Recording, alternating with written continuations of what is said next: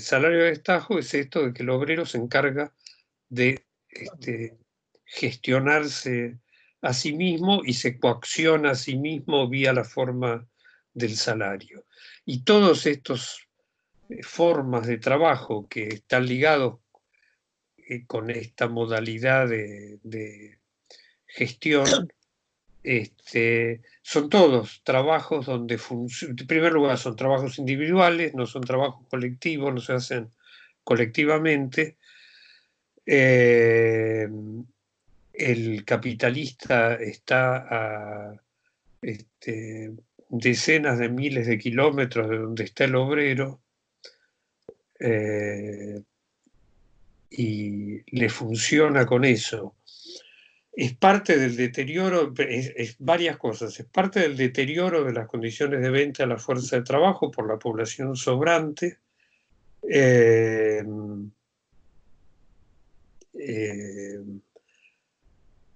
Gran parte de estos trabajos existen por el deterioro de la fuerza de trabajo. Si la fuerza de trabajo no tuviera el grado de desempleo que tiene, entonces le sería mucho más difícil generarle ilusión a un individuo que en realidad es autónomo y que no tiene patrón ni demás, porque digo, no le podrían pagar al obrero ese que tiene la alternativa de encontrar un trabajo bajo formas salariales comunes como parte de un obrero colectivo, no habría, se encarecería tanto la fuerza de trabajo que entonces no tendría sentido estos sistemas. Entonces está en gran medida fuertemente ligado con procesos de deterioro en las condiciones de venta de la fuerza de trabajo. No sé si te contesté, Agustín, o nada, o dije algo que no tenía que ver con lo que vos preguntabas. Decime. No, hasta ahí, más o menos lo que yo venía pensando, igual vos decime cuándo cortamos para no interrumpir la clase, digo. Eh, no sé, pensando un ejemplo concreto del tema de los taxistas, igual es complejo porque entiendo que no hay una empresa de taxistas, qué sé yo, pero Uber viene a aparecer como el mismo servicio de transporte de personas, mucho más abaratado, los trabajadores ganan mucho menos, Sí. sin obra social, digamos. O sea, y entiendo que hay mucha población, que aparece como población sobrante migrante, digamos. En Argentina hay muchos pibes que son venezolanos, haitianos, entiendo que en España hay muchos sudamericanos trabajando, repartiendo comida con estos servicios, digamos. No, pensaba en la cuestión de si la determinación del trabajo a destajo tiene una particular, ¿por qué, digamos, es relativamente general que este tipo de trabajo se hace a destajo? O sea, yo pienso, los que hacen la logística, los que trabajan gestionando el desarrollo de la aplicación, los algoritmos con los que trabajan y qué sé yo, son todos empleados de las empresas, digamos, los reconocen como trabajadores y los que están precarizados como por monotributo son los que reparten, digamos. Entonces ahí hay una diferenciación interna dentro de la misma empresa que juega un papel, digamos. Todo lo que es trabajo más colectivo son empleados formales de la empresa y los que hacen el trabajo final más precario están todos subcontratados, trabajos precarios, contratados de forma con la apariencia de Sí, sí, asociaciones. sí. Bueno, es eso, es la parte esa del trabajo que no es colectivo, que depende de la intensidad con que trabaja el individuo, que no tiene posibilidad de control. Ahora podría llegar a tenerla como posibilidad de control, siguiéndolo a cada individuo a ver dónde está en cada momento, pero que en principio no tiene, y encima hay la posibilidad de disponer de una fuerza de trabajo extremadamente barata sobre la base de pagarle a destajo, porque si se le paga por tiempo, si está regularizada, entonces en principio se le paga por tiempo, y entonces no se lo puede hacer trabajar en las condiciones de desesperación que trabaja la gente que hace esto. Está asociado con eso. Me doy por Claro, contestado, Agustín. Está bien, está bien. Si querés después en algún momento lo charlamos. Este, y se me escapa qué otra duda tenés. Pero les diría que arranquemos porque para hoy hay un programa bastante largo y espeso. Bueno, Eh, bueno. eh, hago esta pregunta antes de arrancar. Yo veo, en algún momento había 14, 15 participantes, aparte de mi persona, y ahora hay 10 participantes. ¿Ustedes hablaron, los que están, con gente que no está siguiendo, que tienen alguna comentario, cosa para este, razones por las cuales hay gente que no sigue más? Yo conozco a dos compañeros que ahora estaba mirando quiénes no estaban. Bueno, Martín estaba complicado con el tema del trabajo Ah, y otro compañero, Emanuel, había tenido una cuestión personal y aparte estaba cursando muchas materias y estaba haciendo esta más de oyente que otra cosa.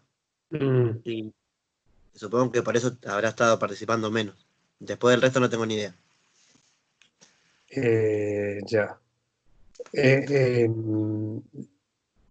¿Alguno más tiene alguna referencia? Porque ahora sí, digo, las bajas me preocupan, qué es lo que qué es lo que va pasando.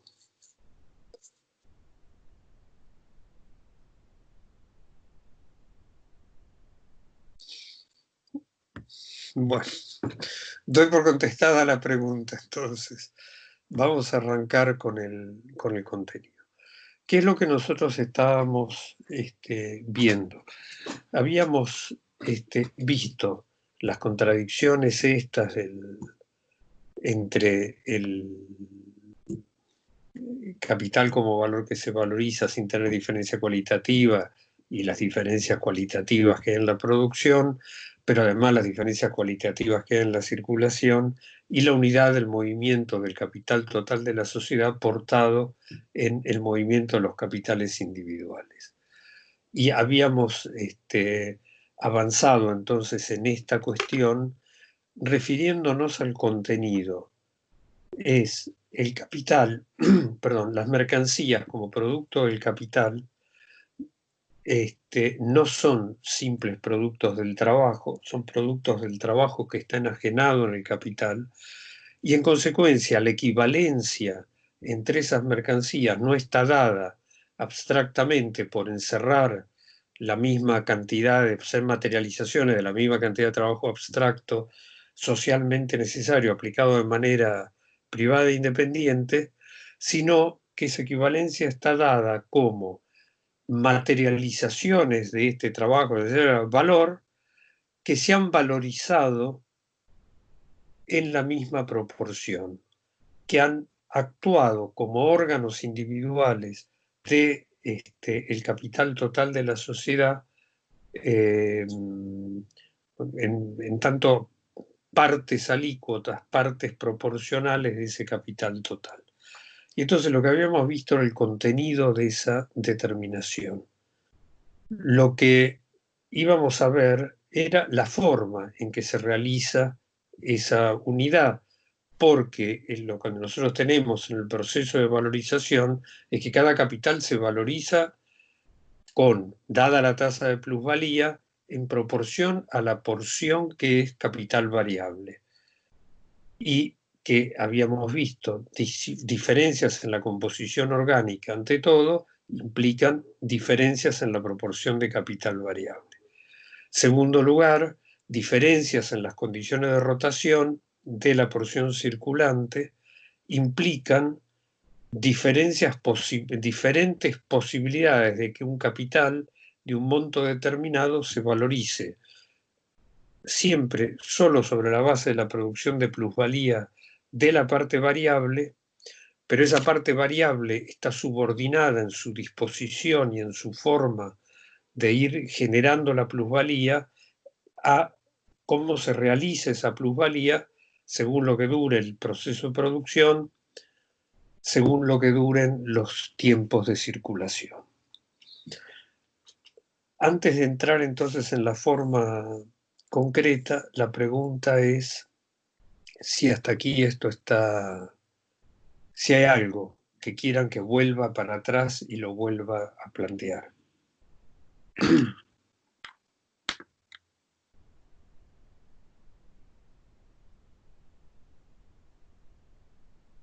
No, Juan, yo de mi parte no. ¿Alguien más quiere plantear o...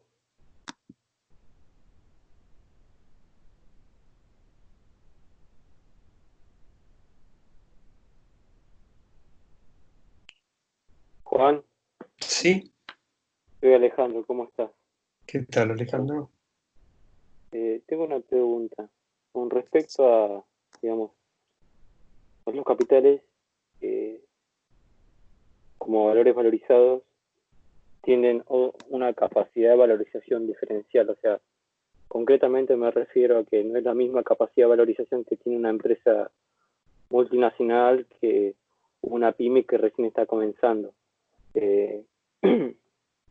En ese sentido, digamos, ahí hay un grado de valorización que aparece como una diferencia cuantitativa bastante, digamos, observable, ¿no?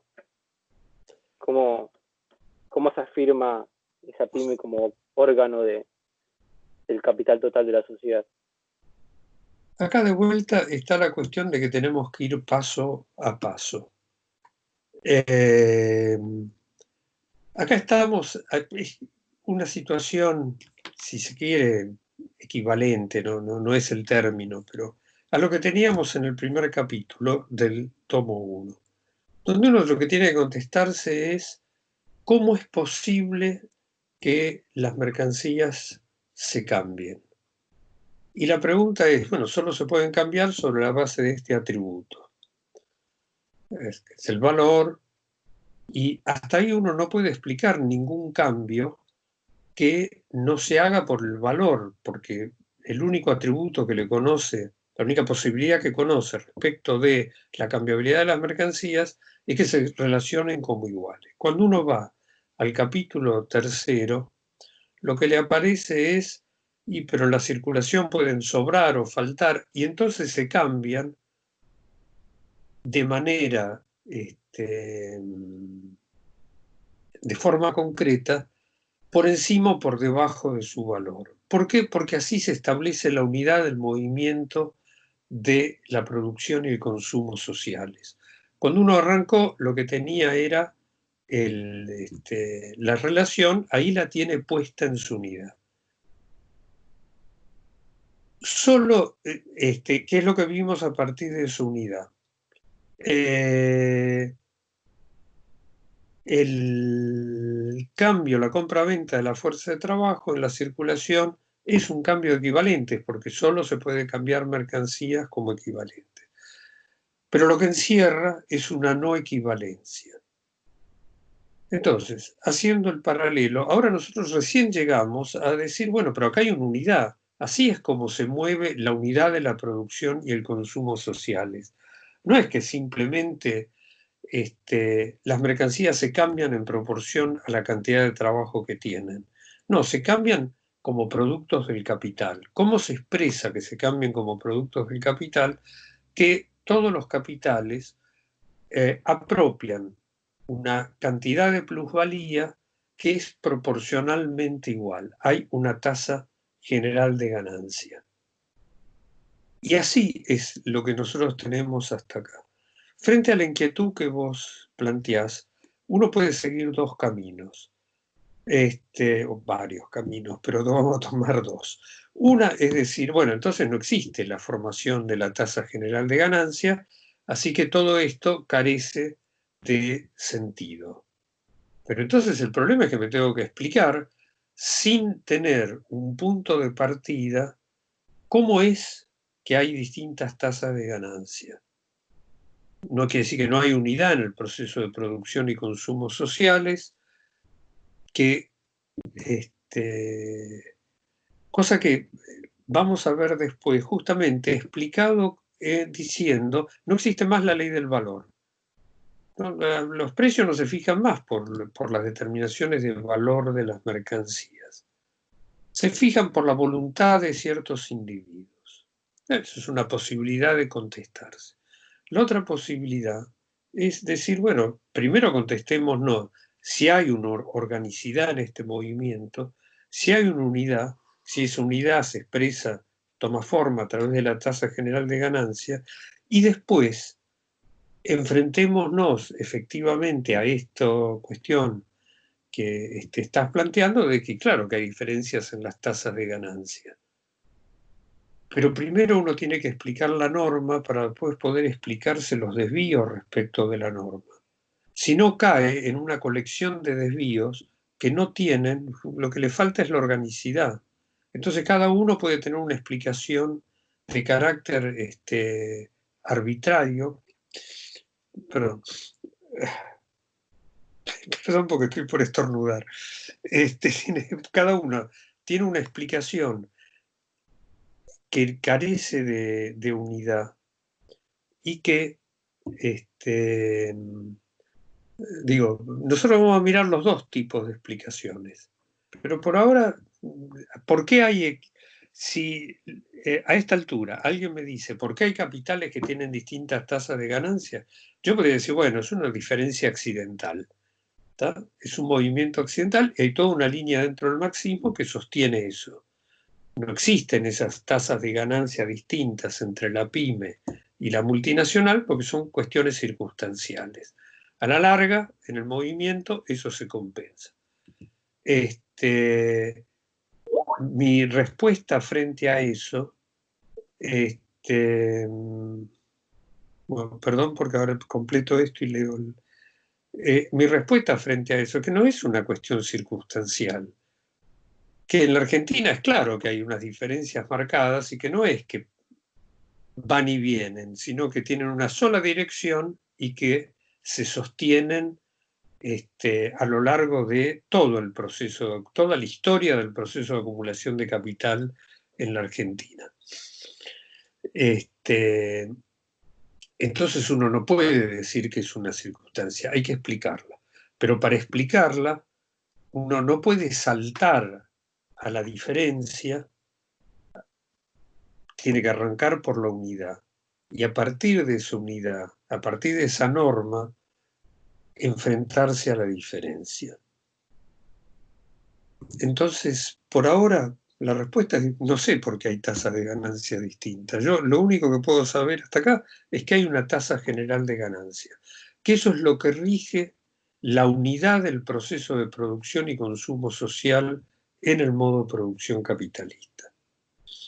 Así que no te puedo contestar. Tomo la otra intervención. Ah, es tuya también, Alejandro.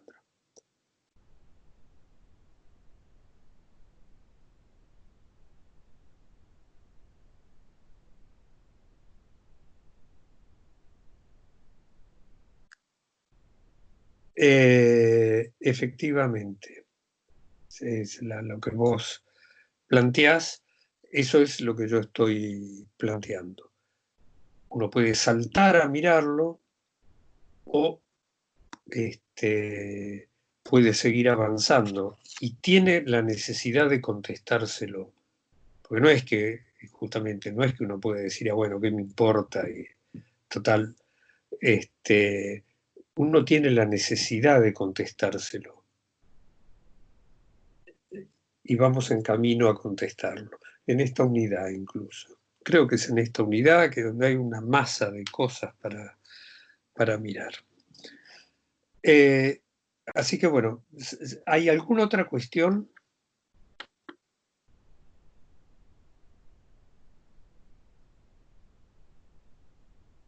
Si no hay otra cuestión, hago este planteo. Nosotros ya vimos el contenido de la formación de la tasa general de ganancia. Es la unidad de este proceso de metabolismo social, es la expresión más sintética de la unidad del movimiento del capital total de la sociedad, es lo que vamos a llamar la tasa general de ganancia.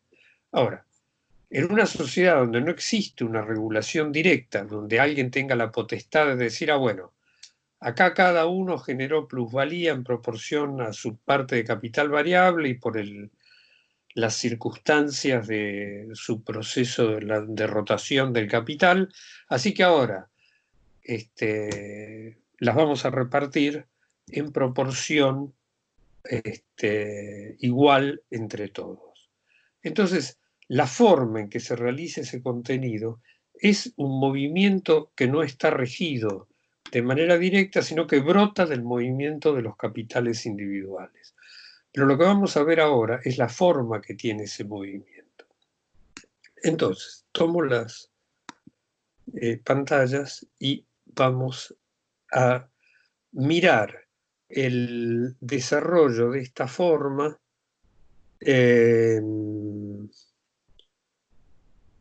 arrancando desde la expresión de su movimiento más simple. Después vamos a volver a las complejidades que tiene esta determinación. Vamos a ver discusiones de diversos autores sobre esta cuestión. Entonces, bueno, era, lo cierro, y lo que tenemos es esto. Yo primero lo voy a hacer gráficamente y después con un ejemplo numérico, ante todo esta determinación que conocemos. Para hacer eso vamos a tomar dos capitales, vamos a considerar que el capital, este capital A y B, son solo capitales circulantes para facilitar la cosa, de manera que el capital que se adelantó y el capital que se consumió son iguales. Entonces, y vamos a considerar que esto es lo que aplica el capital A para producir una unidad de la mercancía que vende, y esto es lo que aplica el capital B para producir una unidad de la mercancía que a su vez vende. Lo que va a ocurrir, esto no lo habíamos visto la vez pasada, ¿no?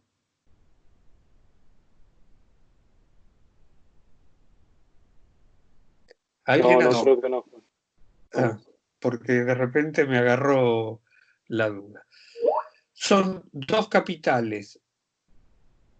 Bueno, entonces estén seguros porque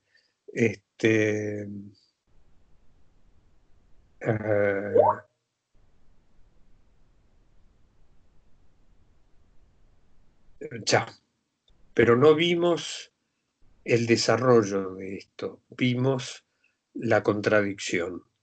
Bien, gracias por la aclaración porque ahí está. Entonces voy en esta primera parte, son dos capitales iguales con distinta composición orgánica. El capital A tiene una composición orgánica más baja, la división de C sobre B, esa es la composición orgánica, pero para hacer el ejemplo lo pongo así. Por estos gráficos son iguales a los que vimos antes. El otro capital que tiene una composición orgánica más alta, con la misma tasa de plusvalía, tienen dos valores distintos. La cantidad de trabajo gastada es más grande en A que en B. Tiene una proporción más grande de trabajo vivo que lo que tiene en A que lo que hay en B. Y nos encontramos entonces con que la tasa de ganancia de A es mayor a la tasa de ganancia de B. ¿Y qué nos pasa? Y acá es donde entramos en lo que espero no haber planteado anticipadamente. ¿Qué es lo que pasa frente a esta diferencia en la tasa de ganancia de A respecto de la tasa de ganancia de B? Como la tasa de ganancia de A es alta relativamente, A está en condiciones de multiplicar su producción, de aumentar su producción, en términos absolutos relativos, tiene una mayor capacidad para aumentar la producción. Sea porque el mismo capital A aumenta la producción, sea porque otros capitales, frente a la tasa de ganancia alta que hay en la rama que opera A, entren en esa producción. En cambio, la tasa de ganancia menor que tiene B, más baja que tiene B, lejos de facilitar o de estimular la expansión de la producción, en términos absolutos o relativos, tiende a contraer la producción. Yo creo que lo planteé la vez pasada, lo mencioné. La forma más potente de esto no es que afluyen capitales que estaban en la rama B y se van a producir a la rama A. No es fácil tener todo un capital constante, fijo, que está aplicado a una determinada producción y pasarlo a otra rama donde el producto requiere de condiciones de producción completamente distintas. La forma de ese tránsito que estimula la producción de A y contrae relativamente la producción de B es el crédito. Porque cuando el señor A va al banco y lleva su balance, que tiene una tasa de ganancia alta, el banco dice a este individuo, está en condiciones de pagar, hay que prestarle. Y cuando el señor va al banco con su tasa de ganancia baja, lo que dice el banco, a este individuo no se le presta porque no va a poder pagar la tasa. Entonces, ese es el mecanismo. Después vamos a ir a mirar el capital prestado de interés y demás con más detenimiento. Pero para que quede claro ante nada que eso es el mecanismo que juega. ¿Qué pasa si crece la producción de A? Tiene que crecer la necesidad social solvente por la mercancía A. Y para que crezca la necesidad social solvente por la mercancía A, el precio comercial de esa mercancía tiene que bajar. Acá estamos prescindiendo de todo cambio en la productividad del trabajo, estamos mirando una situación, estamos analizando esta situación. Y si el precio comercial de A cae, la tasa de ganancia de A va a caer. En el caso de la rama B, la situación es la inversa. Va a tender a caer la producción, entonces va a tener que achicarse la necesidad social solvente, y la forma en que se achica la necesidad social solvente es que suba el precio comercial de B. Y si sube el precio comercial de B, entonces sube la tasa de ganancia de B. Y entonces esto es lo que vamos a mirar esquemáticamente acá. La mercancía A ya no se va a poder vender a su valor porque aumentó la producción. Ahora se puede hacer reuniones familiares. ¿Sí? Ahora sí. ¿Sí? Hay algún micrófono abierto.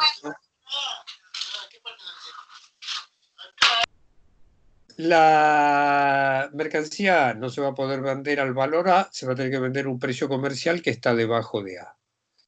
La mercancía B se va a vender, como tiene que contraerse la necesidad social solvente, se va a vender a un precio que está por encima del valor de B y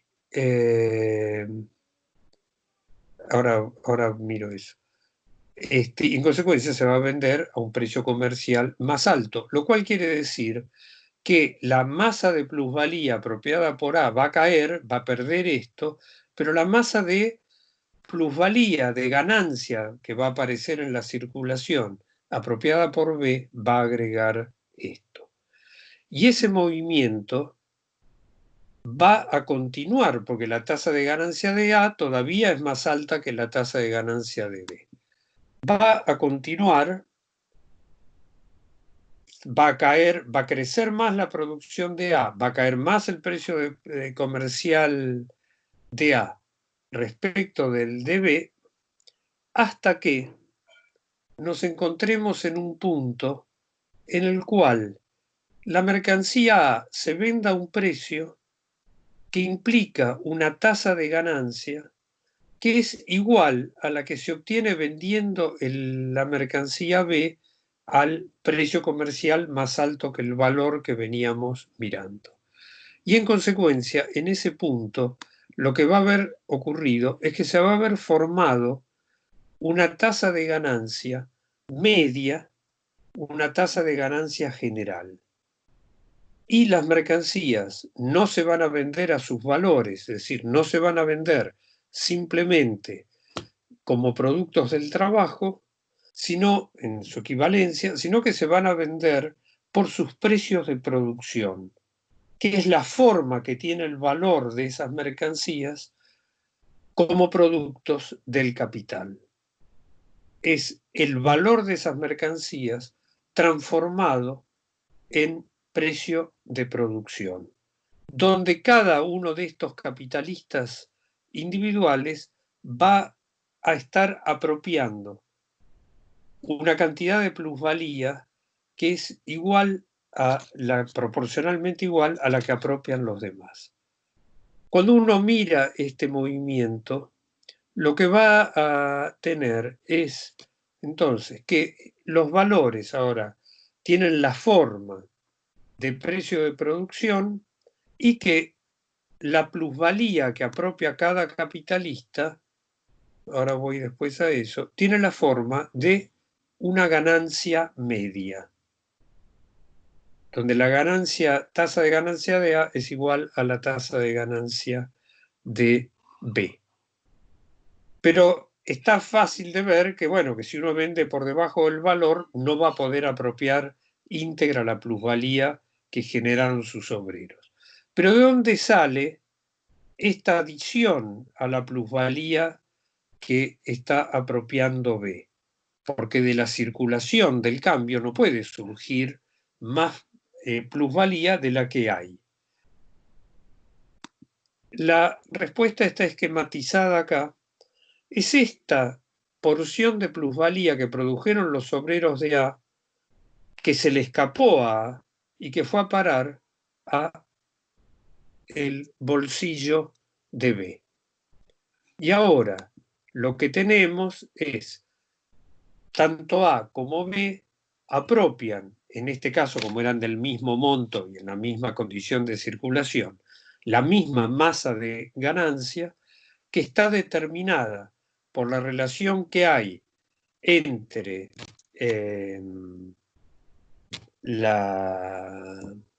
esa ganancia es igual respecto del capital por el tiempo de desembolso y venden sus mercancías a sus precios de producción.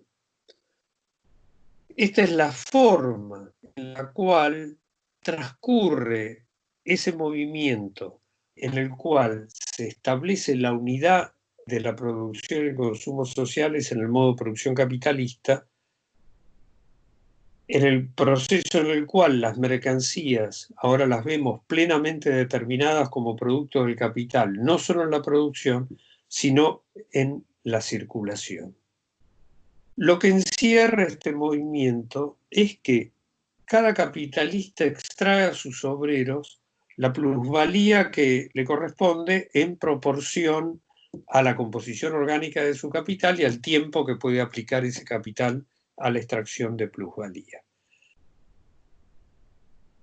Esa masa de plusvalía que cada uno extrajo según sus propias condiciones de valorización es como si fuera a parar un pozo, a un pozo común, del cual cada uno retira en proporción no a lo que aportó al pozo, sino en proporción a lo que es la magnitud de su capital por el tiempo que estuvo desembolsado.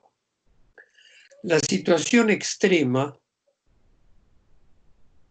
uno la puede ejemplificar, es imposible, pero la puede ejemplificar en esto.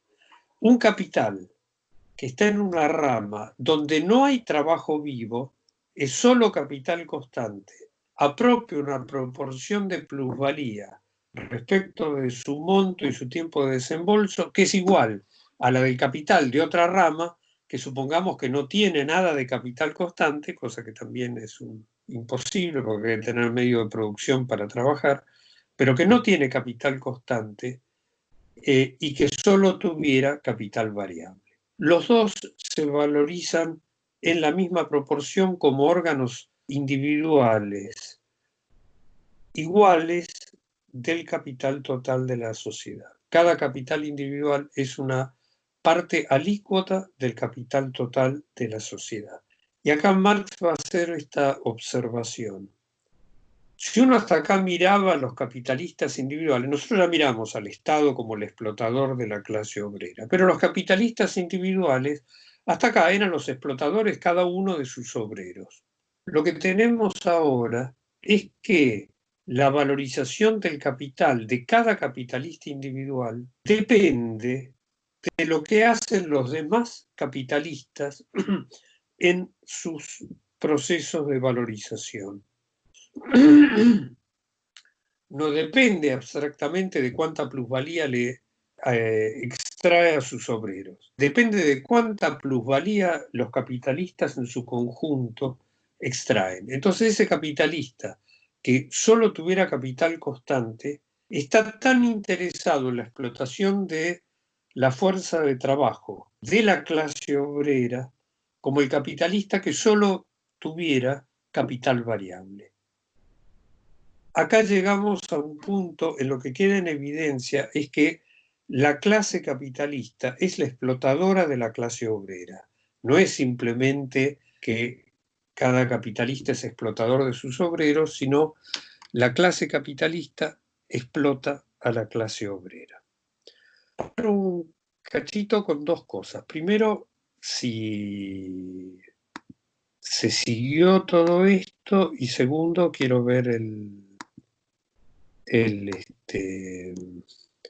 las observaciones que había. Juan, ¿me escuchás? Sí, estaba... contesto una cosa que mandó Federico. Dice, ¿hay alguna mediación entre el aumento de la necesidad social solvente y la baja de precio de mercado o son inmediatamente lo mismo? Lo que uno tiene es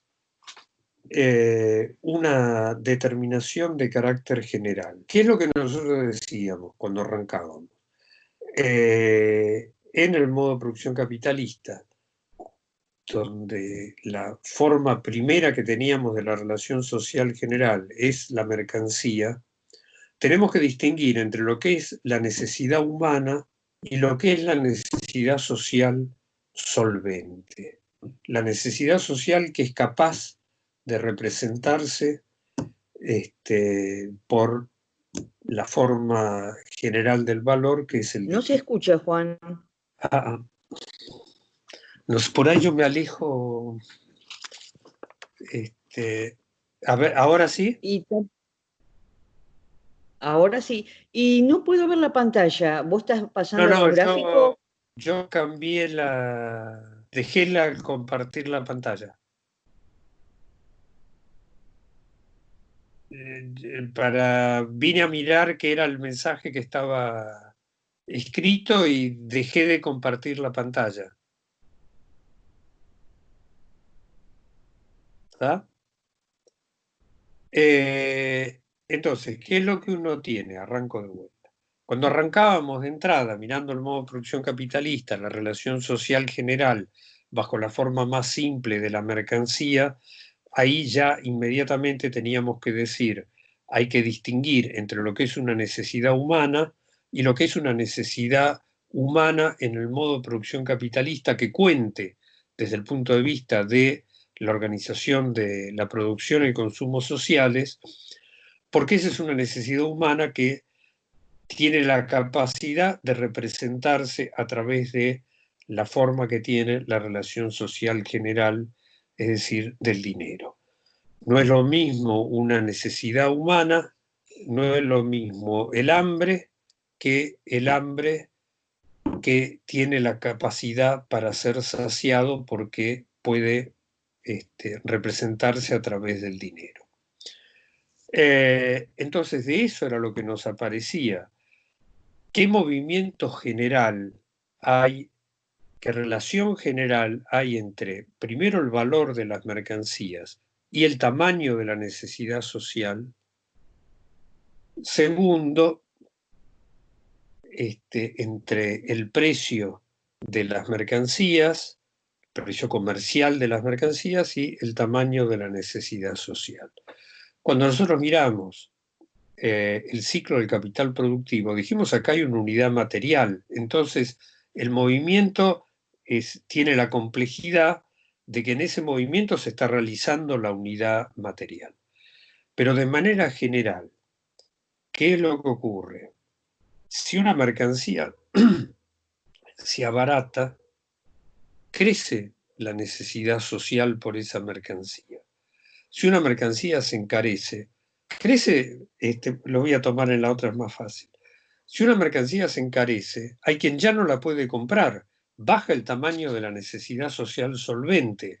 El hambre insatisfecho es más grande de lo que era antes, pero lo pongo al revés. El hambre satisfecho es más chiquito de lo que era antes, pero así es como se rige la unidad entre la producción y el consumo social. Entonces, lo que nosotros tenemos es esta relación general. ¿Qué veíamos en esa relación general? Esa era la forma en la cual el capitalista individual avanza en el desarrollo de la productividad del trabajo de sus obreros. Eso que veíamos como plusvalía extraordinaria, ahora lo tenemos delante como ganancia extraordinaria. Si el precio de producción individual está debajo del precio de producción social, entonces se tiene una ganancia extraordinaria por encima de la tasa general de ganancia. Entonces, hay esta relación general. La economía neoclásica mira esto, no ve que esto pone en juego la unidad, que lo que está en juego en la competencia es la unidad del proceso de metabolismo social, que hay una unidad material, y simplemente dice, pues sube el precio, baja la demanda, que lo que está diciendo es baja la necesidad social solvente. Y tan general es este movimiento que lo que va a aparecer es el fenómeno de los bienes Giffen, que es la aparente anormalidad absoluta, manifiesta anormalidad absoluta en la relación entre precio y necesidad social. Yo supongo que todos ustedes ya vieron los Giffen. Se puede tener una materia completa sobre bienes Giffen y discutirlos, pero es el fenómeno en un caso en el cual cuando el precio de una mercancía baja, en lugar de disminuir el consumo de esa mercancía, crece el consumo.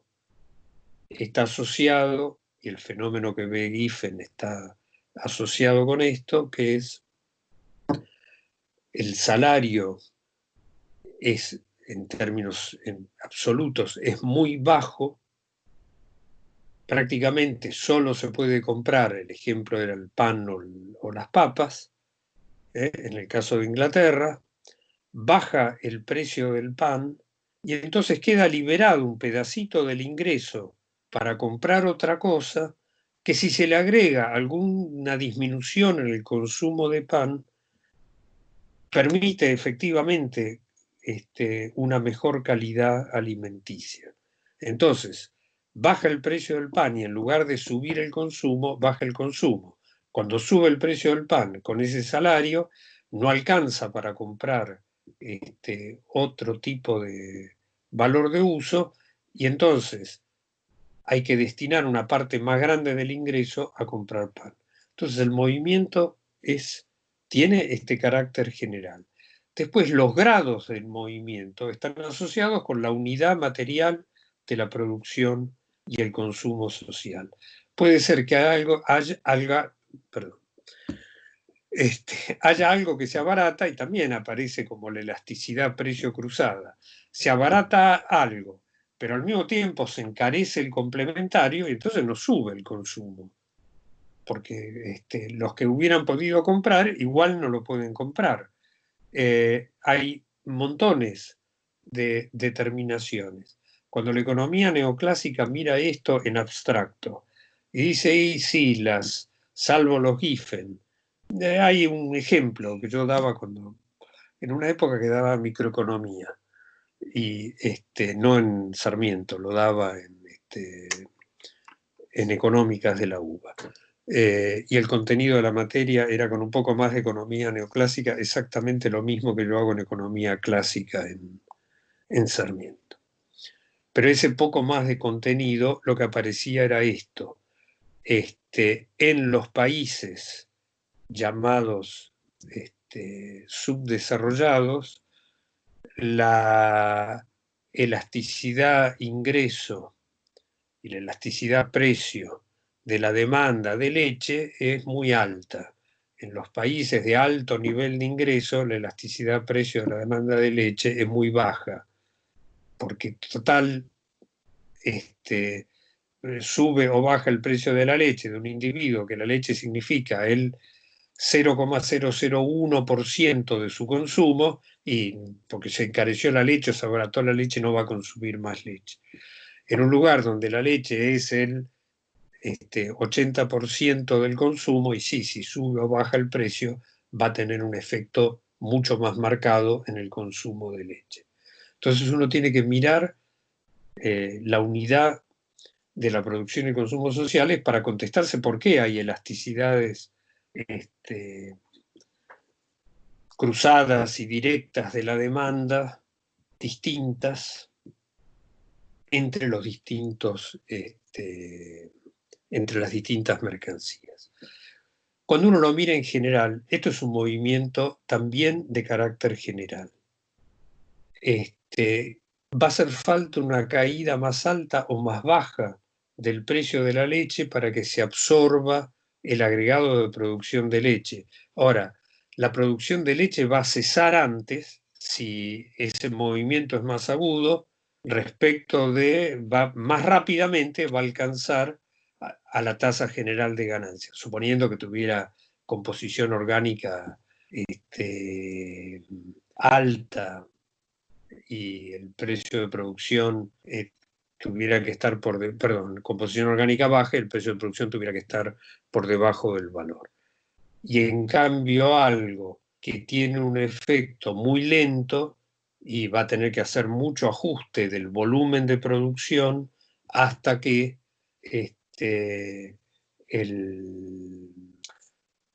hasta llegar al precio de producción. No sé si con esto, Federico, está contestada la inquietud. Y si está, Alejandro. Juan, Sí. sí, te quería hacer una pregunta. ¿A qué te referís concretamente con precios de producción? Porque no me terminó quedando claro. Vos dijiste que los valores tienen la forma de precios de producción, pero todavía no logro comprender. Si bien, o sea, uno puede tener una idea de lo que es el precio de producción, no me termina cerrando. El precio de producción Marx lo va a plantear en esto, el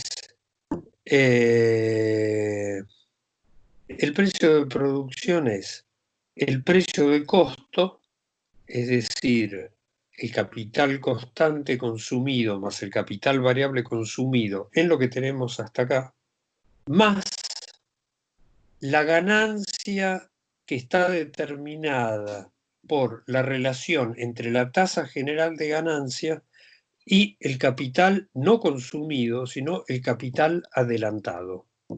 El capital que se adelantó para realizar esa producción.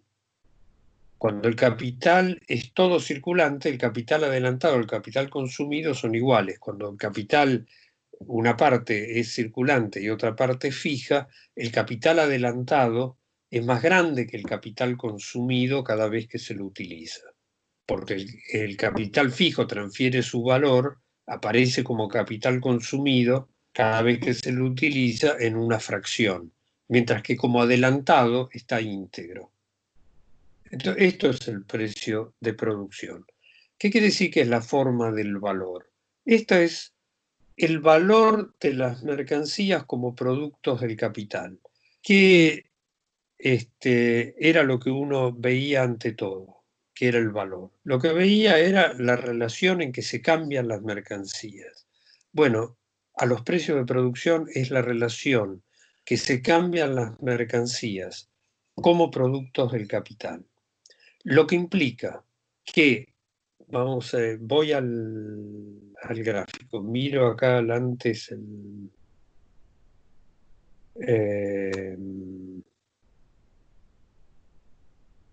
voy a la pantalla.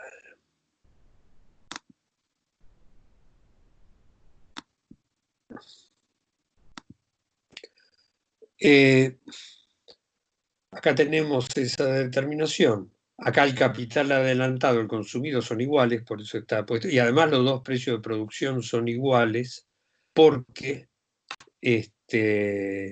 tomé dos montos de capital adelantado iguales y consumidos iguales. Si uno toma un ejemplo donde no son todos iguales, va a dar distintos precios de producción. Pero lo tomo así, en el ejemplo que da Marx en el texto, no está tomado así, está tomado con distintos montos de capital. ¿Qué es lo que uno tiene acá? Que esta mercancía A, como producto del capital, se cambia como equivalente con esta mercancía B como producto del capital. Como productos del trabajo, no son equivalentes. Como productos del trabajo, en la mercancía A hay más trabajo puesto, socialmente necesario, etcétera, que en la mercancía B. Y sin embargo, la expresión de ese valor que está materializado en estas mercancías como precio de producción es el mismo. ¿Por qué? Porque lo que como producto del trabajo perdió una es lo que ganó la otra como producto del trabajo. Y entonces, la masa total de trabajo abstracto socialmente que está reconocida en este cambio como equivalentes es la misma que la que estaba reconocida en este cambio como equivalentes.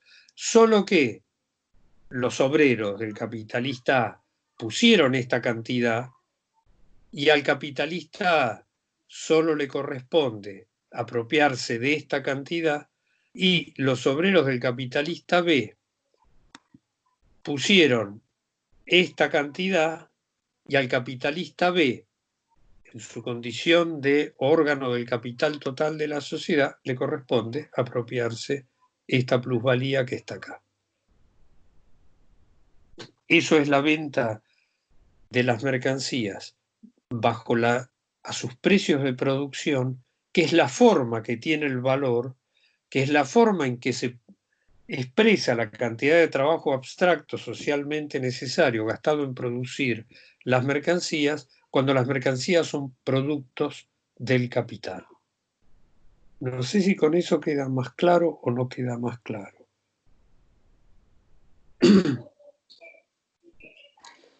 Juan, a mí me cuesta ver la transferencia de una mercancía a otra, como sea. Juan, Sí. yo también tenía la duda al respecto, cómo es que concretamente una masa de plusvalor producida en una rama de la producción es apropiada por un capital que está en otra rama. Entiendo que hay discusiones al respecto que todavía siguen vigentes, pero no me queda claro cómo es ese proceso.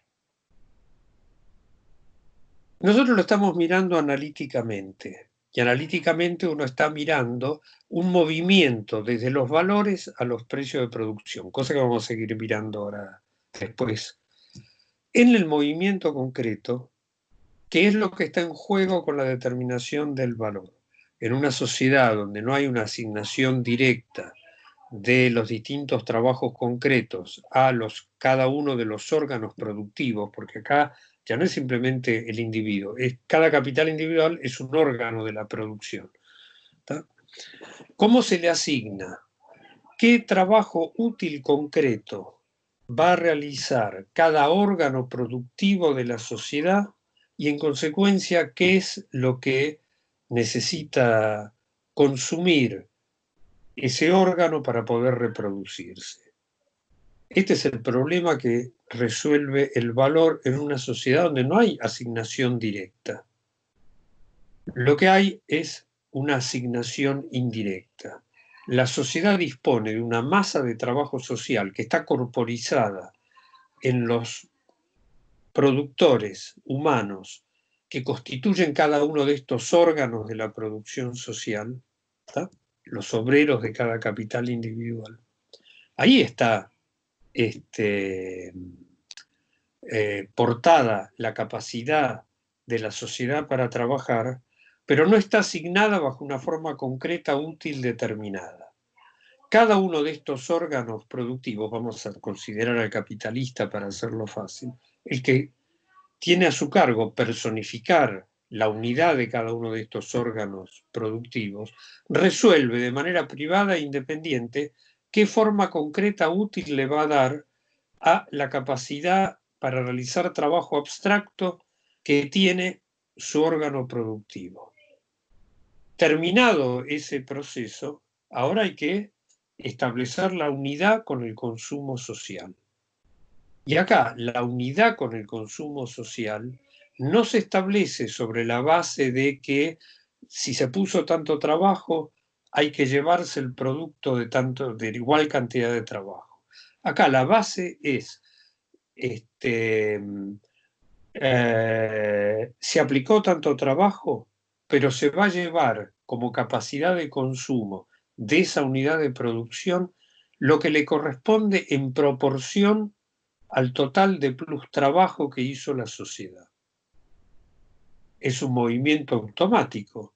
Nadie le tiene que decir al capitalista individual que tiene que llevar a poner en la canasta lo que excede la competencia entre los capitales, es la que le da forma concreta a este proceso de equivalencia. Pero el contenido de la equivalencia no brota de la competencia. El contenido de la equivalencia, que esto es una forma de organizar la unidad de la producción y consumo sociales, en la cual cada órgano solo se puede reconocer como órgano si iguala su valorización con los otros. Si no iguala la valorización con el otro, entonces no puede funcionar como órgano porque lo que le aparece es que debería estar ubicado en otro lugar. Y entonces debería, y para la unidad de la producción, cuando yo dije el banco mira ese balance y dice, este está mal ubicado, no tiene que asignar la cuota de trabajo social de la cual dispone, bajo una forma de capacidad para realizar trabajo abstracto, se está equivocando cuando lo pone bajo esta forma concreta. Sobre la base de, porque el movimiento del capital, lo que rige ese movimiento, es qué capacidad tiene para valorizarse. Entonces aparece teniendo una capacidad demasiado grande, demasiado chica. Entonces hay que ajustar la producción social, porque está desequilibrada la producción social. Si este órgano actuó de un modo en el cual está demasiado bien y el otro actuó demasiado mal, hay que corregir. ¿Cómo se corrige? Y bueno, hay que aumentar esta producción que está demasiado bien, porque lo que me está diciendo es que hay necesidad social, hay potencia para aumentar acá la producción y hay que achicar la otra. Yo siempre hago la aclaración en términos absolutos o términos relativos. No es que unos se achican simplemente y los otros se agrandan. Lo que pasa es que unos se agrandan más rápido y otros se agrandan relativamente más lentamente cuando hay acumulación. Entonces, esta es la forma en que se establece la unidad. no se puede asignar con un órgano productivo que es el capital, sobre la base de las cantidades de trabajo, porque entonces aparece desequilibrada la producción y hay que equilibrarla, se regula cuando se puede reconocer que está equilibrada para el capital. Desde el punto de vista de la materialidad del trabajo, uno puede decir está desequilibrada. Desde el punto de vista del capital, que es el sujeto concreto de este proceso de vida social, así está equilibrada. En esta otra forma, acá está desequilibrada. Hay que corregir las proporciones de producto. ¿Cómo se corrigen? Con el movimiento del capital de una rama a la otra. ¿Qué era lo que teníamos cuando un capitalista incorporaba una técnica productiva más productiva que lo que era lo normal? Y tiene una ganancia extraordinaria. ¿Qué dice eso? Que la sociedad está corrigiendo, que la condición de producción que hasta acá era la normal no funciona más como la normal. Y acá lo que aparece es, aparte de ese movimiento que sigue vigente bajo la forma de ganancia extraordinaria, para el capital esto no es una forma equilibrada de asignación del trabajo social. Ahora, no hay más producto que del trabajo social y en consecuencia lo que hay para apropiar de menos en un lado, o mejor dicho, lo que hay para apropiar más en un lado es lo que hay para apropiar menos del otro. No hay más cantidad o menos cantidad total, en principio, lo que estamos mirando hasta acá, porque se cambian en estas proporciones. No sé si ahora, pero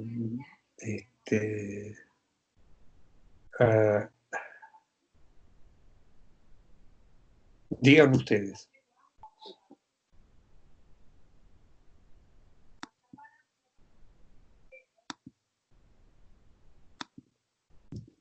Creo que está mejor, Juan. Sí. Igual, digamos, entiendo que las necesidades de responderme preguntas vayan más allá de lo que se puede desarrollar ahora. Pero lo que me di cuenta ahora con más claridad es que en realidad detrás de ese movimiento de la tasa de ganancia en las diferentes ramas se esconde, digamos, diferencias que suceden en la producción y movimiento de los capitales mediante el rol del crédito.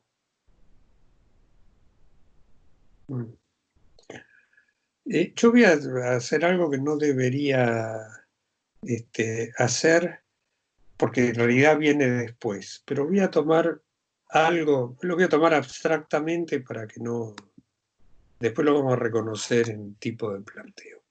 Vuelvo a tomar las pantallas. Es esta situación que lleva a esta situación, a esta, donde estaba la flechita, ahí. Es como si el capitalista dijera, pero esto es injusto. No soy yo, son los obreros, ¿está? Pero el capitalista dijera, yo pongo en funcionamiento todo este trabajo y resulta que no puedo apropiar una parte del producto de ese trabajo. Porque me lo lleva este otro. Y supongamos que acá hay una frontera nacional.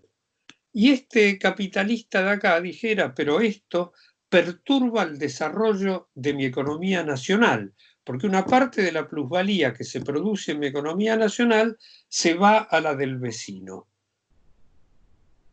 Y la respuesta es no, como capital tenés exactamente la misma capacidad de valorización que tiene tu vecino. Como capital no hay ninguna diferencia. Esto es la igualdad entre los capitales. Sos un capital, bueno, te corresponde apropiar la porción de plus trabajo en proporción a la parte que representás del capital total de la sociedad.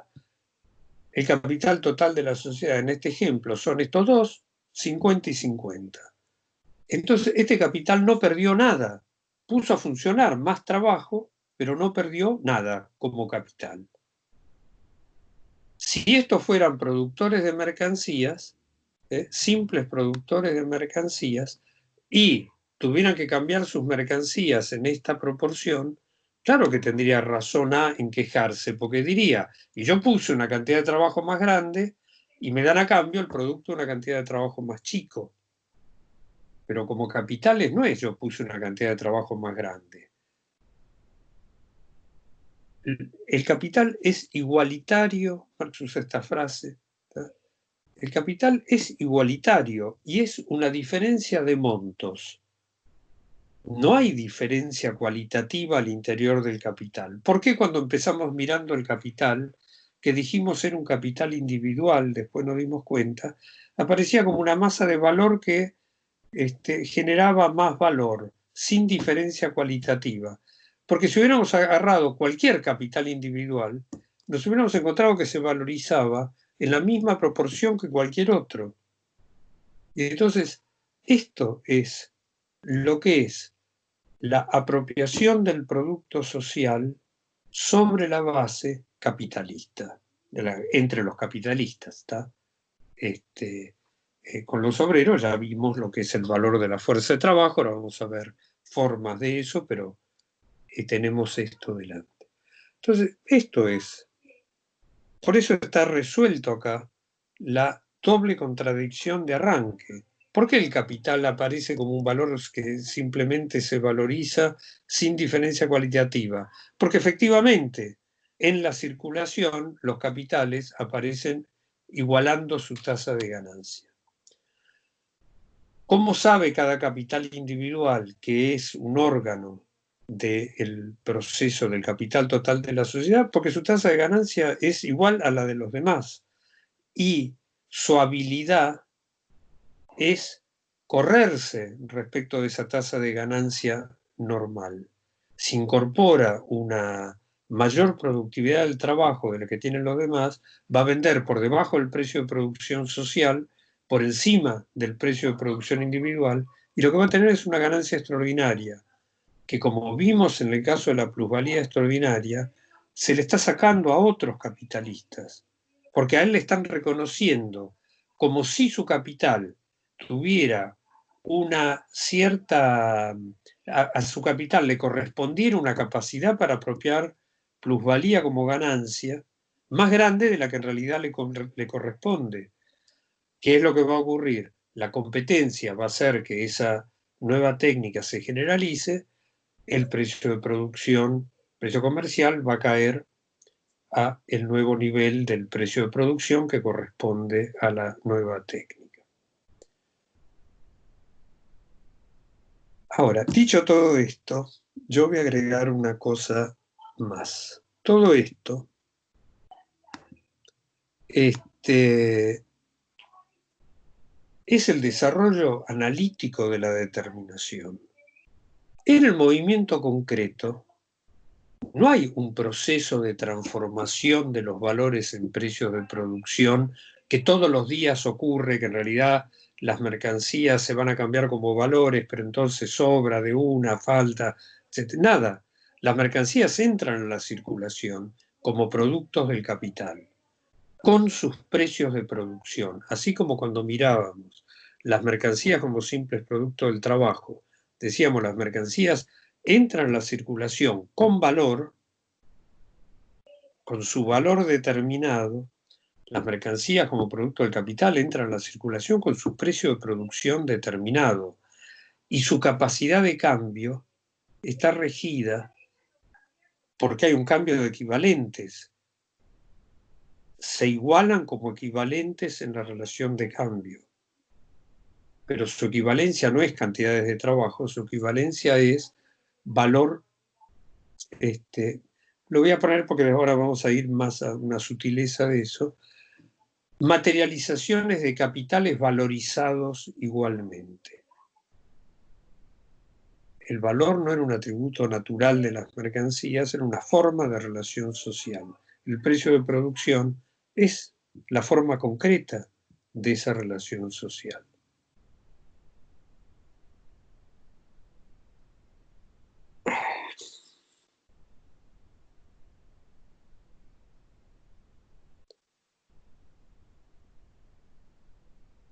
¿Puedo seguir complicando las cosas?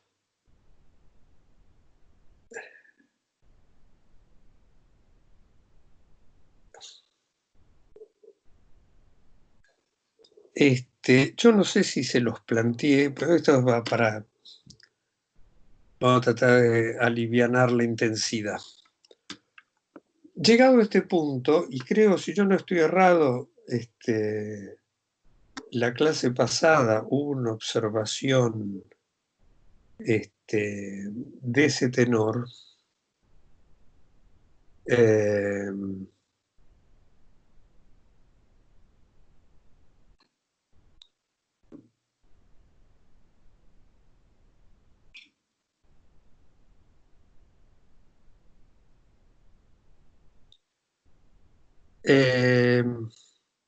Voy a tomar una cosa que estaba la vez pasada, pero había una ironía, una chicana, pero creo que fue verbal, de la vez pasada.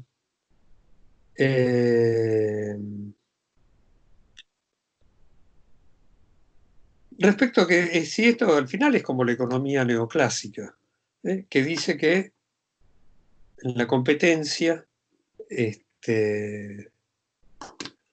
se producen los movimientos de los precios y demás. Y esto es un planteo que me hicieron, me lo han hecho varios cursos, pero la segunda vez que daba esta materia fue crudamente planteado. Pero esto es lo mismo que la economía neoclásica. Y la respuesta que yo usé en ese momento y que la uso cada vez que aparece esto y que es aplicable acá, es decir que esto es igual que la economía neoclásica, es decir que es igual las situaciones estas. Me duele el estómago. Entonces voy a lo del curandero y el curandero me dice, te mido el empacho, y me mide el empacho y yo me vuelvo a casa y digo, pero me duele cada vez más el estómago. Entonces voy a ver un médico de la guardia y le digo, mire, me duele el estómago. Y el médico me revisa un poco, porque está de guardia, así que... y dice, bueno, mira, tomate esto, esto y esto y se te va a pasar. Y vuelvo a mi casa y el estómago me duele. Tomo eso y el estómago me duele cada vez más. Y entonces voy a ver un médico serio, especialista en esto, y me dice, lo que pasa es que vos tenés una úlcera sangrante. Me revisa, me analiza, me hace hacer estudios y me dice, vos tenés una úlcera sangrante. Entonces, por eso te duele el estómago. Lo que hay que hacer es esto otro. Los tres sujetos vieron exactamente lo mismo. Un individuo que le dolía el estómago, pero se preguntaron por la determinación de ese dolor con distinta, vamos a ponerlo así, profundidad. Uno lo tomó como una cosa inmediata, el otro como una cosa poquito más compleja, y el tercero fue el que se preguntó por el contenido de ese dolor. Entonces esto que estamos viendo no tiene nada que ver con la economía neoclásica. Lo que pasa es que estamos mirando el mismo fenómeno que está mirando la economía neoclásica. Pero la economía neoclásica lo mira y dice, esto es todo. Así se explica todo. Es la elasticidad de la oferta y la demanda. ¿Cómo se determina el precio? Y dicen muchos economistas neoclásicos que no son consistentes respecto de su propio fundamento. Dicen, ¿cómo se determina el precio? Por el desequilibrio entre la oferta y la demanda. Creo que esto ya lo hablamos una vez. Bueno, cuando la oferta y la demanda son iguales, dejan de actuar sus desequilibrios. ¿Y entonces cómo se determina el precio cuando la oferta y la demanda no están desequilibradas? entonces hay que ir a buscar una explicación del precio que va más allá de los desequilibrios entre oferta y demanda. Y acá tenemos esta misma situación. ¿Puedo seguir? Juan, Sí. en pocas palabras, digamos, al ver el mismo fenómeno, digamos, ven relaciones cuantitativas, pero no se preguntan por el origen de esas relaciones. Se explican, hago esta aclaración. Esto es un mal economista neoclásico, pero es muy común oírlo entre los economistas neoclásicos. Porque un buen economista neoclásico diría, no es la oferta y la demanda la que determina el precio. Todo individuo tiene una mapa de curvas de indiferencia, porque tiene una utilidad marginal decreciente y una utilidad total creciente, y tiene una restricción presupuestaria. Entonces, tiene una escala de preferencias que pone de manifiesto a través de la oferta y como factor de la producción. El factor de la producción se deriva de esto, de que quiere satisfacer estas preferencias que tiene, entonces lo pone de manifiesto en el mercado, y en el mercado la suma de la que hace cada uno respecto de las cosas es lo que determina la oferta y la demanda, que cuando hay equilibrio entre lo que los individuos quieren y lo que puede, de acuerdo a sus restricciones presupuestarias, la oferta y la demanda se igualan. Pero es muy común oír entre los economistas neoclásicos esta respuesta: es la oferta y la demanda. Eso es lo que explica el precio, y no lo es. Pero vos me habías dicho algo más.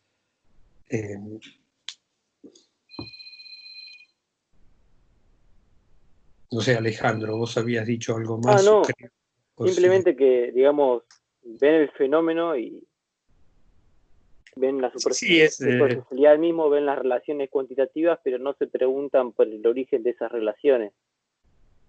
Las naturalizan, porque por eso digo, en este caso se preguntarían expresadas cuantitativamente, porque el problema es expresarlas cuantitativamente, y después entonces se hace un modelo de qué pasa con la oferta, qué pasa con la demanda, etc. La pregunta se termina en la naturalización. Está en la naturaleza humana tener esta utilidad total creciente, utilidad marginal decreciente, y está en la naturaleza humana disponer de más o menos, tener una restricción presupuestaria más grande o más baja. Cuando uno le dice al economista neoclásico, bueno, pero ahora estaba leyendo a Menger sobre esto. Menger no se le ocurre pensar que hay un montón, él va describiendo qué es lo que determina el valor, y que todo individuo tiene esto. Ahora no se le, y si es escaso, entonces es un bien económico, y no se le ocurre pensar por qué la leche de la madre con que la madre amamanta a su hijo es útil, es escasa, tiene todas las condiciones que corresponden a ser un bien económico, y nunca se le ocurre preguntarse por qué no es un bien económico. ¿No? Entonces, bueno, esto es la necesidad de la economía neoclásica. Y en la economía clásica aparecía la misma necesidad respecto de no preguntarse qué trabajo produce valor. Todo trabajo humano por naturaleza produce valor. Bueno, trabajo que se hace al interior del vínculo familiar no produce valor. No se lo preguntan, no se les ocurre preguntarse por qué no. Porque necesitan naturalizar esta relación social y concebirla como eterna. Si es natural, es eterna.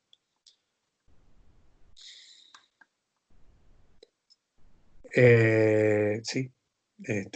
Algo así como cuando hablamos de qué tipo de conciencia hay detrás de cada explicación que dan, es exactamente eso. Yo, Juan, quería recoger el guante acerca de los neoclásicos, porque fui el que hizo mención de eso la vez pasada. Perdóname, Eh, sos Federico.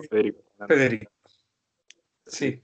No, porque me quedé con eso, porque yo había hecho mención justamente la vez pasada de esto. Lo que yo quería decir eh, era que, digamos, el supuesto que plantean los neoclásicos de la libertad de movimiento de los capitales, digamos, lo que muestra quizás es el hecho o el movimiento que está planteado acá, que ahora quería también volver sobre eso, pero digamos haciendo abstracción del mismo, ¿no? Digamos, cuando ponen ese supuesto, eso era lo que yo quería decir el otro día, en sus modelos, lo que están poniendo de manifiesto es este mismo fenómeno. Sí, entiendo. Solo que lo ponen como un supuesto sin explicarlo, digamos, y en la realidad con todos los condicionamientos que eso tiene en cuanto a mover el capital puesto en funciones, digamos, materialmente de un lado a otro, ¿no? En su forma concreta, y que eso también hay una abstracción hecha en cuanto a poder realmente llevarlo a la práctica de forma más o menos inmediata, digamos, en el corto plazo.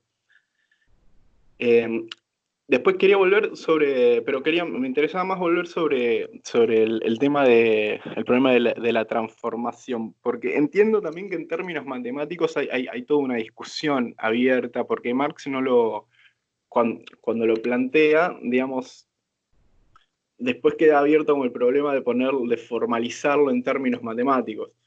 Ahora te interrumpo por esto. Ahora lo que sigue va a ser eso. Con las cosas que vamos a seguir es esa cuestión.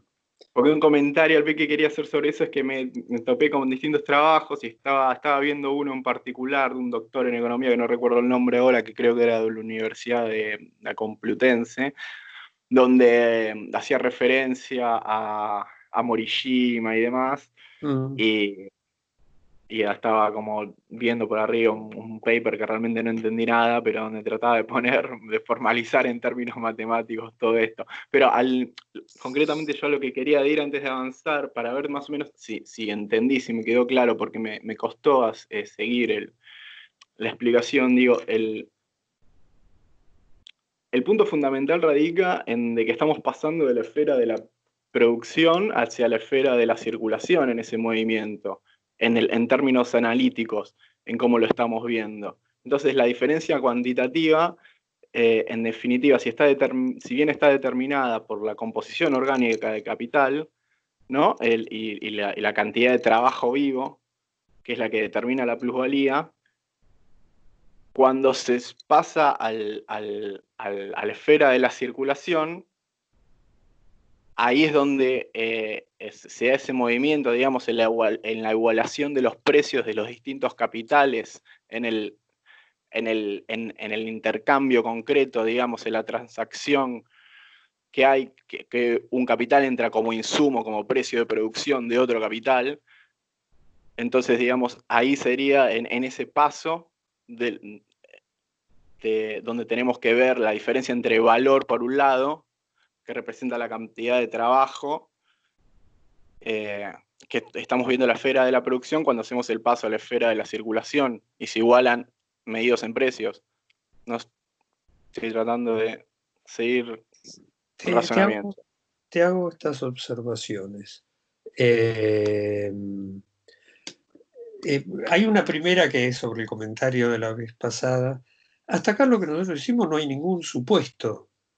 Al contrario, lo que estamos haciendo es, venimos avanzando y la respuesta es, y eso que tengo delante, no es que yo estoy suponiendo una forma de la competencia. Es que esto es lo único que puedo decir de la competencia. La competencia, lo único que puedo decir que conozco hasta acá de los capitales en el movimiento de la circulación es que compiten entre sí y forman la tasa general de ganancia. Por eso a la objeción pero es claro que hay capitales con una marcada diferencia en su tasa de ganancia. Mi respuesta a esta altura es, y eso no lo puedo explicar. No es que estoy suponiendo que son todos iguales, no, estoy diciendo, hasta acá lo que me puedo explicar es que la unidad entre producción y consumo social en el modo de producción capitalista se establece bajo la forma de la competencia. ¿Y qué es lo que encierra la competencia? El proceso de igualación de las tasas de ganancia. Si hay formas de la competencia que tengan complejidades que vayan más allá de esto, no tengo la menor idea a esta altura. Entonces, esto no es la competencia perfecta, esto es la competencia. Esto por un lado. Entonces, acá no hay un supuesto que yo tenga que levantar, cosa que ahora vamos a ver en las discusiones que vos traías recién a colación, que aparecen muy fuertemente. La otra cuestión, y Marx en Marx se planteaba así y Engels lo acentúa en los prólogos del tomo 2 y del tomo 3. El tomo 1, Marx lo plantea, es la producción. El tomo 2 es la circulación, porque ahí es donde se pone de manifiesto las diferencias en los tiempos de rotación, la unidad del movimiento del capital total de la sociedad. Hay un pedacito que es de la producción, que es cuando arranca diciendo hay tiempo de producción que no es tiempo de trabajo, porque eso afecta solo, es propio del capital variable. Y después en las formas de desembolso. Cuando arranca el tomo 3, lo primero que aparece es, esta es la unidad de la producción y la circulación. Esta es la unidad de la organización capitalista de la vida social. No es que vamos a hablar, dice además así el planteo, no es que vamos a tratar sobre generalidades de esto, de lo que vamos a hablar es de la forma concreta que tiene esto. Y entonces lo que va apareciendo en este desarrollo es ahora, esta es la forma concreta que tiene el valor en el modo producción capitalista. En la producción en abstracto no se la podía ver, no se lo podía explicar, en la circulación en abstracto no se lo podía explicar. Recién cuando uno miró la unidad de la producción y el consumo sociales, es que, no sé qué pasó acá, ¿ustedes me siguen viendo?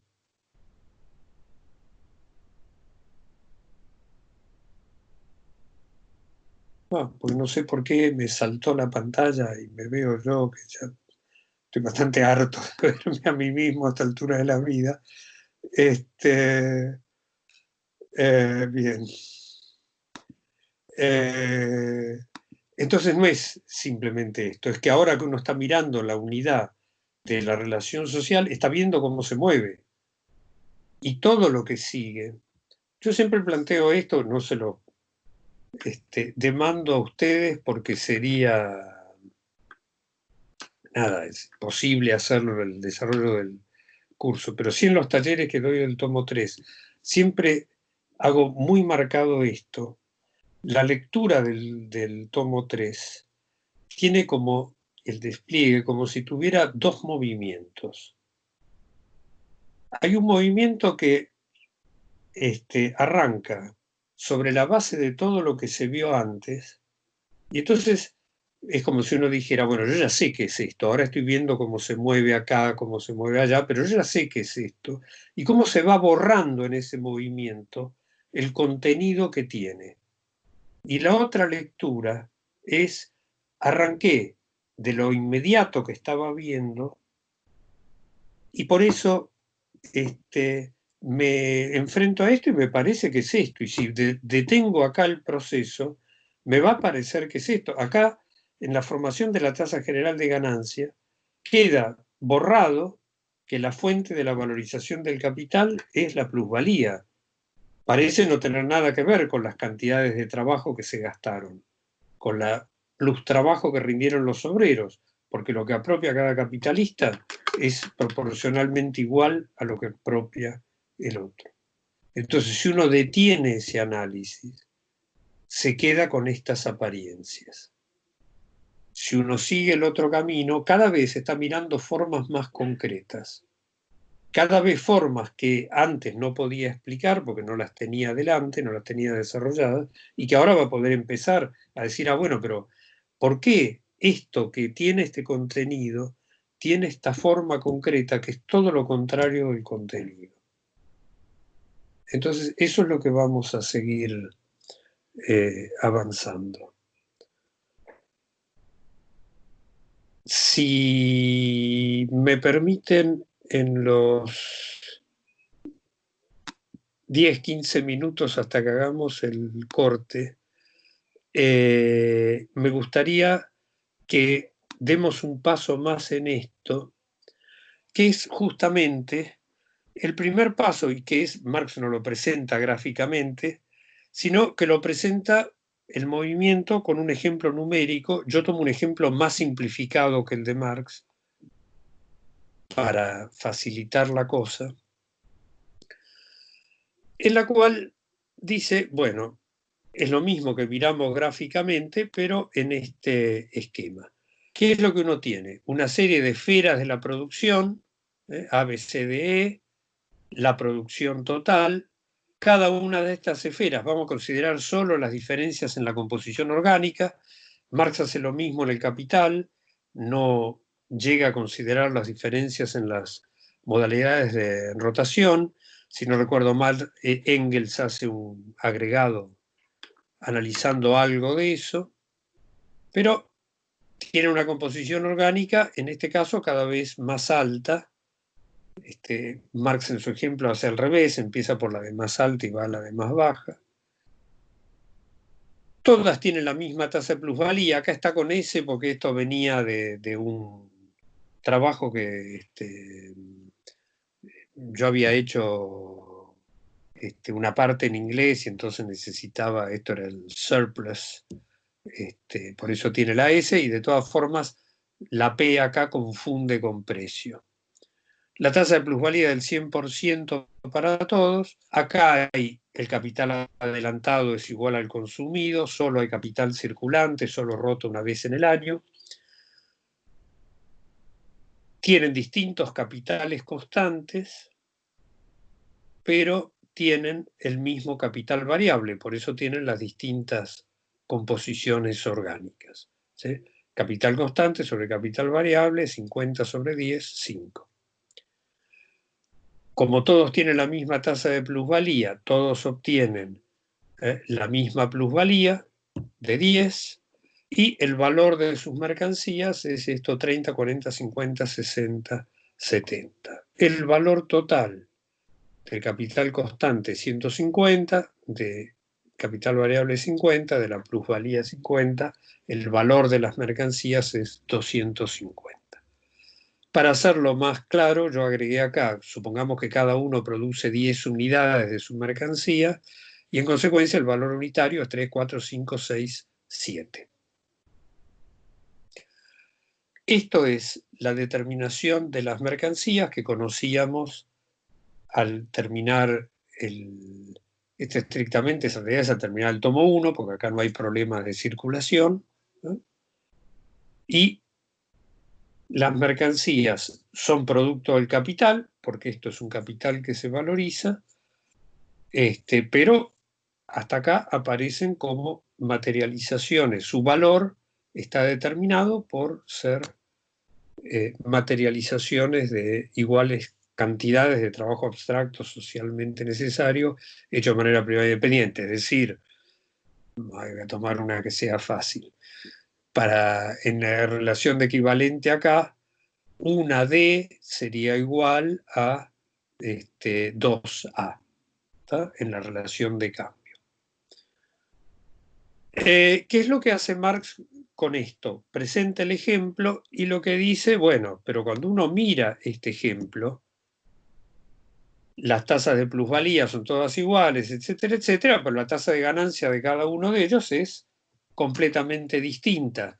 Es decreciente desde los que tienen una baja composición orgánica a los que tienen una alta composición orgánica.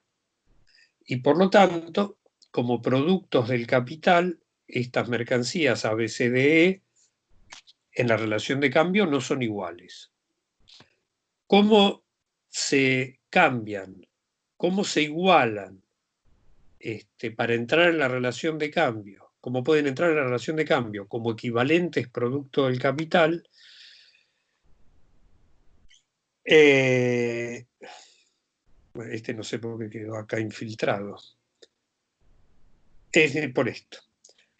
Este es el capital constante adelantado, este es el capital variable adelantado, este es el capital total adelantado, por cada una de las ramas, con sus distintas composiciones orgánicas y sus tasas de plusvalía.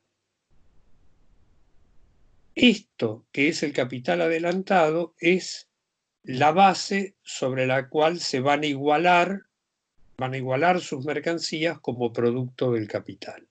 Entonces, ¿cómo se va a expresar esta igualación?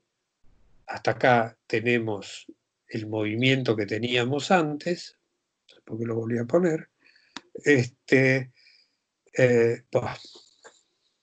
Parece que estoy...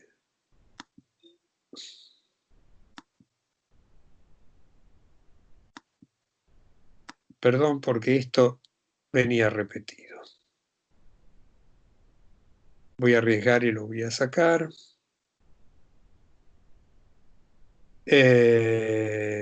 Bueno, pasemos a este. ¿Qué es lo que aparece acá? Está cada uno con su tasa de ganancia, pero el promedio de estas tasas de ganancia es del 25%. Ese promedio de las tasas de ganancia surge de relacionar la plusvalía total con el capital total adelantado. Son 50 sobre 200. Por eso la tasa general de ganancia, la tasa común, la tasa promedio hasta acá es el 25%. ¿Cómo se equiparan los productos, las mercancías producidas estos capitales como productos del capital? Cuando todos ellos obtienen la misma ganancia. Cada uno de ellos obtiene el 25%, no importa su tasa de plusvalía, todos obtienen el 25% sobre su monto adelantado. El del capital A es 20, 25% es 5. El del capital C es 60, el 25% es, perdón, el capital E, el 25% es 15. Como equivalentes en cuanto a productos del capital, las mercancías no se cambian a sus valores, se cambian a los precios de producción, y ahora el precio de producción de A es de 25, el de B es de 37,50, etcétera, es 750. ¿Qué es lo que vamos a tener acá? El precio de producción total y la ganancia total. Estaba acá. Son iguales a el valor total y la plusvalía total. La plusvalía total ha sido prorrateada en un pie de igualdad proporcional entre todos los capitales de la sociedad. El valor, hasta acá tiene inmediatamente, cuantitativamente, una expresión numérica, el valor total y la ganancia total tienen una expresión numérica que es idéntica a la masa de valor que encierran.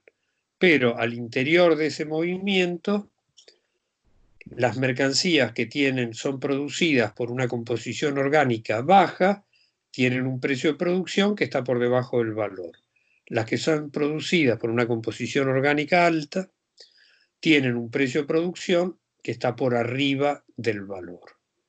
Y hay un caso particular en este movimiento que es la mercancía del sector C, donde el sector C tiene una composición orgánica del capital. Tengo que encontrarlo acá arriba. tiene una composición orgánica del capital que es igual al promedio, tiene 3, en ese caso el precio de producción es igual al valor. La proporción de plusvalía, la masa de plusvalía apropiada por el capitalista que tiene la composición orgánica promedio por las condiciones materiales de la rama en la que opera, es el valor, el precio de producción es igual al valor, y la ganancia media que apropia es igual a la plusvalía que apropia. Y entonces Marx va a plantear, ese capital está representando la condición general. Ese coincide con la condición general. Ahora, que haya un capital que tiene la composición orgánica media es un accidente. Nada dice que haya alguna necesidad de que esto efectivamente se presente así. Entonces, esto es lo que va a plantear Marx en el desarrollo. Lo que va a decir en ese desarrollo es lo siguiente. Bueno, pero hasta acá nosotros tomamos las premisas de la producción, el capital constante, el capital variable, e incluso va a tomar solo capital constante y capital variable, como si fueran simples productos del trabajo, porque están tomados a su valor, y después lo que hicimos fue poner el producto como producto del capital, pero las premisas, estas, están puestas como simple producto del trabajo. Y en consecuencia, acá falta un desarrollo, paramos el desarrollo acá, pero es claro que las mercancías que entran como premisas lo va a hacer en dos partes separadas. Lo sintetizo en una. Tanto del capital constante como el valor de las mercancías que entran en el valor de la fuerza de trabajo circulan al precio de producción. Y consecuencia, lo que dice es, si yo me limito a esto, me falta considerar esta determinación. Pero esta determinación es irrelevante para lo que quiero ver.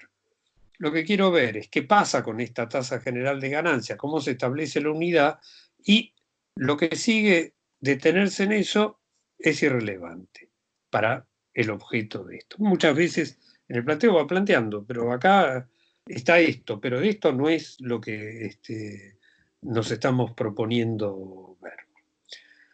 Y la observación que va a hacer es que cuando uno mira el capital, un elemento del capital constante, o un elemento o una mercancía que es medio de vida para los obreros, y cree que eso encierra una determinada cantidad de trabajo, dice, siempre cabe la posibilidad de un error, porque si yo creo que en esta mercancía, que tiene un precio de producción de 37,50, hay una cantidad de trabajo que corresponde a 20 más 10, es decir, 40, y yo lo que veo son 37,50. Entonces, no puedo creer que a los precios de producción, cuando veo los precios de producción de una mercancía, eso refleje inequívocamente qué cantidad de trabajo se gastó en producirla. Porque los precios de producción difieren del valor. En la única que tengo la proporción es en la que es producto de capitales con composición orgánica media. Y lo que va a agregar Marx es, pero si miro el total, ¿qué otra cosa puede haber en la ganancia total que no sea la plusvalía total? ¿Y qué otra cosa puede haber en los precios de producción, en el total de los precios de producción? Y no puede haber otra cosa que el total de valor de las mercancías. No va a mirar qué pasa con particular con la plusvalía. ¿Tá? Pero sí va a mirar respecto de estas dos cosas. Y lo que va a decir es simplemente eso. Cabe la posibilidad de que me equivoco si yo estoy creyendo que ahí hay cantidad de trabajo, que hay proporciones entre cantidades de trabajo, porque no hay proporciones en cantidades de trabajo, hay equivalencia en la valorización. Pero si miro el total, miro la suma total de los precios de producción, eso es, y lo plantea así, igual a la suma total de los valores. Y cuando uno dice suma, dice cantidad. Y tomo la suma total de las ganancias y es igual a la suma total de la plusvalía. Se siguió este ejemplo numérico con más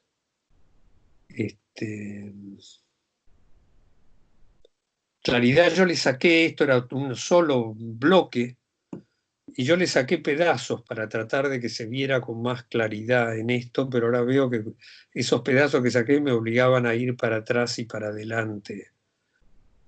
Pero el otro, el original, es sumamente... nada, tiene 2 veces y pico más de columnas que lo que tiene esto y hace muy confusa la explicación, especialmente para mirarlo así en chiquito. ¿Se siguió esto? Estoy un poco mareado, Juan, pero supongo que cuando uno se enfrenta por primera vez a esto, suele suceder. El mareo va a ser mucho peor en la segunda parte de la clase, aviso. Así que traten de comer, si van a comer, sin vino, sin cerveza, porque si no va a ser muy complicado. ¿Está? El ejemplo numérico es lo mismo que era el ejemplo gráfico, solo que acá está planteado con 5 ramas distintas de la producción y, bueno, con los saltos del ejemplo numérico se hace más difícil de seguir. Les propongo esto, que cortemos ahora, retomamos en 15 minutos, es decir, 8:20, y si quieren volvemos a mirar el ejemplo porque esto es lo que va a entrar en la discusión que aparecía planteada antes respecto de qué es lo que hizo Marx con esto, si se equivocó, si esto destruye todo el desarrollo anterior,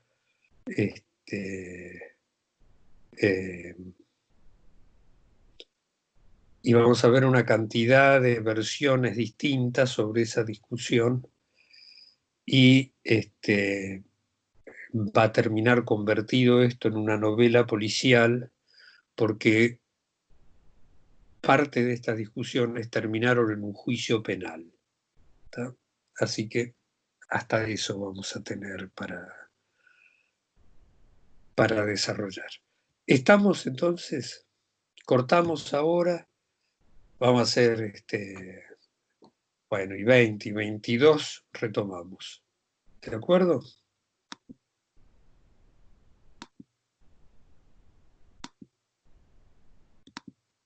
Bueno, Juan. Están...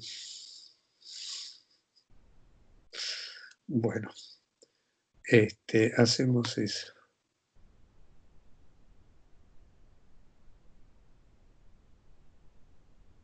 Bueno, fenómeno.